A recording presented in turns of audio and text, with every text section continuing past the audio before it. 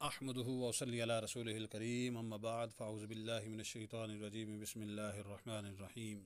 صورتوں کے تعارف کا سلسلہ آگے بڑھتا ہے تو سورۃ الغاشیہ، سورہ غاشیہ مکہ مکرمہ میں نازل ہوئی تفسیر خازن۔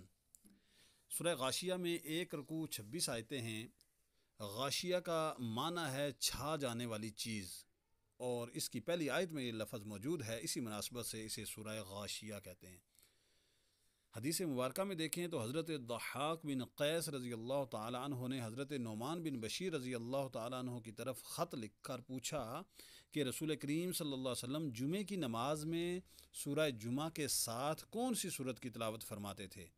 آپ رضی اللہ تعالیٰ عنہ نے فرمایا کہ حضور پرنور صلی اللہ علیہ وسلم جمعے کی نماز میں حل اتاک حدیث الغاشیہ کی تلاوت فرمایا کرتے تھے۔ ابن ماجہ۔ سورہ غاشیہ کا مرکزی مضمون یہ ہے کہ اس میں اسلام کے بنیادی عقائد کو بیان کیا گیا ہے۔ مزید یہ کہ اس کی ابتدا میں قیامت کی ہولناکیاں، کفار کی بدبختی، مسلمانوں کی خوش بختی، اہل جنت اور اہل جہنم کے اوصاف بیان کیے گئے۔ یہ بھی بیان کیا گیا کہ اللہ تعالیٰ کی وحدانیت، قدرت اور علم اور حکمت پر اونٹ کی تخلیق، آسمان کی بلندی، پہاڑوں کو زمین میں نصب کرنا اور زمین کو بچھانے کے ذریعے استدلال کیا گیا ہے۔ اس صورت کے آخر میں حضور نبی علیہ الصلوۃ والسلام سے فرمایا گیا کہ آپ کی ذمہ داری صرف نصیحت کر دینا ہے، کسی کو مسلمان کر کے ہی چھوڑنا آپ کی ذمہ داری نہیں۔ اور یہ بھی بتایا گیا کہ جو کفر کرے گا اللہ تعالیٰ اسے بڑا عذاب دے گا، اور قیامت کے دن سب لوگ حساب اور جزا کے لیے اللہ تعالیٰ کی بارگاہ میں حاضر ہوں گے۔ سورہ غاشیہ کی اپنے سے ماقبل سورہ اعلیٰ کے ساتھ مناسبت یہ ہے کہ سورہ اعلیٰ میں مسلمانوں، کافروں، جنت اور جہنم کے اوصاف کو اجمالی طور پر بیان کیا گیا، اور سورہ غاشیہ میں ان چیزوں کو تفصیل کے ساتھ بیان کیا گیا۔ اگلی سورت سورۃ فجر۔ سورہ فجر مکہ مکرمہ میں نازل ہوئی۔ اس سورت میں 1 رکوع اور 30 آیتیں ہیں۔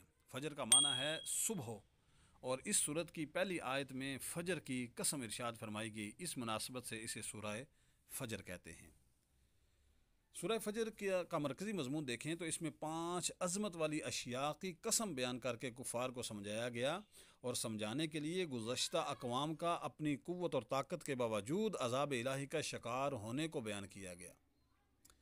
اس صورت کے اندر مضامین مزید یہ بھی ہیں کہ غافلوں کی غفلت، ان کی فطرت اور کردار کا بیان ہے، برائیوں کی جڑ یعنی مال کی محبت اور اس کے اثرات کا تذکرہ ہے، پھر قیامت کی ہولناکیوں اور عذاب الہی کی شدت کا بیان ہے، آخر میں مخلصین اور مومنین کے انعام و اکرام کا ذکر ہے۔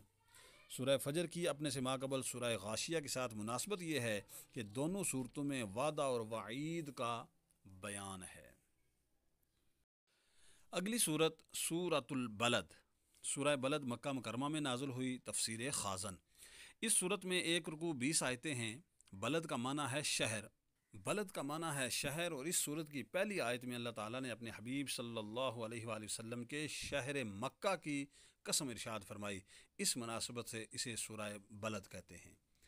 سورہ بلد کا مرکزی مضمون دیکھیں تو اس میں انسان کی سعادت اور بدبختی کے بارے میں کلام کیا گیا، اور یہ بھی بتایا گیا اس کی ابتدا میں اللہ تعالیٰ نے شہر مکہ کی، حضرت ابراہیم علیہ السلام اور اپنے حبیب صلی اللہ علیہ وسلم کی قسم ذکر کر کے فرمایا کہ بے شک ہم نے آدمی کو مشقت میں رہتا پیدا کیا ہے۔ بری جگہ اور بری نیت سے مال خرچ کرنے والے کی مذمت بیان کی گئی، اور یہ بتایا گیا کہ وہ یہ نہ سمجھے کہ اسے کوئی نہیں دیکھ رہا، بلکہ اللہ تعالیٰ اسے دیکھ رہا ہے۔ یہ بھی بیان کیا گیا کہ اللہ تعالیٰ نے انسان کو 2 آنکھیں، زبان اور 2 ہونٹ دیے، اور اس کے سامنے اچھائی اور برائی دونوں کے راستے واضح کر دیے۔ اب اسے اختیار ہے کہ وہ اپنی عقل کو استعمال کرتے ہوئے اپنے لیے جس راستے کو چاہے چن لے۔